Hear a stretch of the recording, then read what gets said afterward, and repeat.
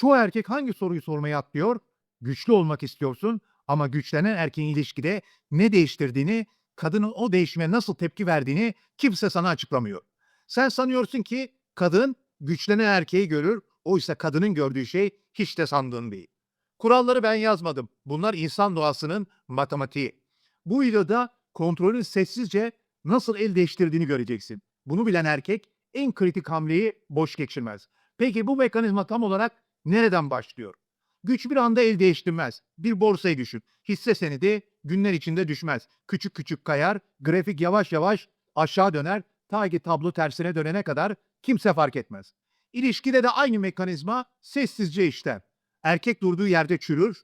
Bu bir his değil, sistemin işleyiş biçimi. Çoğu erkek bu noktada motivasyon arar, ilham arar, doğru anı bekler. Oysa beklediği her gün tablo biraz daha aleyhine döner, her sessiz gün bir hamle kaybıdır. Zarar eden bir ortaklığa her ay sermaye koymaya devam etmek nasıl bir şeyse güçsüz erkek de ilişkide tam olarak bunu yapıyor. Çabalıyor, açıklıyor, ikna etmeye çalışıyor. Ve bu çabanın her birimi onu biraz daha zayıf gösteriyor. Kadın bunu yüzüne söylemez ama hisseder, ölçer, sessizce not eder.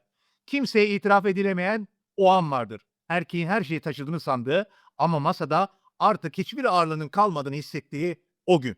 Sen bu dinamiği şimdi görüyorsun. Çoğu erkek bunu ancak tablo tamamen döndükten sonra anlıyor.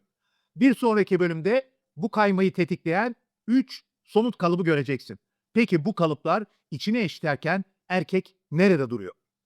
Bu kalıplar içine işlerken erkek hala kazandığını sanıyor. Ama sen de sanıyorsun ki güç hamle yaparak ele geçirilir. Oysa güç çoğu zaman hamlesi olmayan tarafa kayar. Sessizce, fark ettirmeden. Bunu göremeyen erkek doğru cephede savaştığını zannederek yanlış savaşı sürdürür ve sürdürmeye devam eder. Nietzsche şöyle der, güç gösterisi değil, çekim alanıdır. Güçlü olan çekilir, zayıf olan açıklar. Bu ilişkide de aynen geçerli. Kadın erkeğin çekim alanını hisseder, kelimelerini değil. Ne söylediğin değil, nasıl durduğun masada ağırlık koyar. Kemal işten terfi aldığında eşine bunu heyecanla anlattı. Eşi güldü, tebrik etti. Ama o gece Kemal'in sesi yükselmişti. Anlatısı uzamıştı ve kadın içinde bir yerde o erkeği bir kademe aşağı yazmıştı. Kemal bunu hiçbir zaman anlamadı. Çünkü kazandığını düşünüyordu. Oysa masada ne kaybettiğini göremiyordu. Başarı haberi vardı ama çerçevesini kaybetti. Çoğu erkek bu noktada yanlış soruyu sorar. Ne yaptım? Doğru soru şudur. Ne vermem gerekirdi? Bir sonraki bölümde bu sorunun cevabını göreceksin. Peki, kontrolü ele geçiren erkek sahneyi nasıl kurar? Sahneyi kuran erkek konuşmaz, konuşturur. Ama bu kolay değil. Çünkü her şey seni tam tersini yapmaya yeter. Açıklamak istersin, haklı olduğunu kanıtlamak istersin, anlaşılmak istersin. Bu dürtü doğal. Çünkü insani. Ama bu dürtüye her uydukça masadaki ağırlığın azalır, çerçeven biraz daha kayar.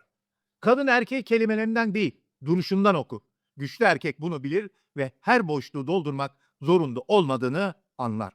Zayıf erkek ise sessizliği dayanılmaz bulur, doldurmaya çalışır ve her doldurduğunda biraz daha görünür olur.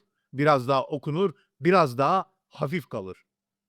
Kadın bunu asla söylemez ama içinde bir yerde o erkeği yeniden fiyatlandırır.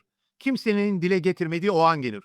İlişkide tartışmaların azaldığı, suyun durulduğu, her şeyin yoluna girdiği sanılan ama erkeğin sabah aynaya baktığında gözlerinde artık o ateşin olmadığını fark ettiği gün.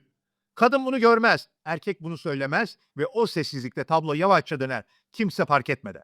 Sen bu mekanizmayı şimdi görüyorsun. Bunu erkenden okuyan, sahneyi kurmadan önce duruşunu yerleştiren az sayıdaki erkekten birisi. Peki bu duruş tam olarak neyle başlar? Güç, hamle yapanın değil, duruşu olanın elinde kalır. Bunu şimdi gören erkek, sahneyi kurmadan önce yerini bilir. Çerçevesini kaybetmeden önce okur. Geç anlayanlar ise her şey döndükten sonra soruyu sorar. Bu duruşun ilk adımı nedir? Bir sonraki videoda tam olarak bunu konuşacağız.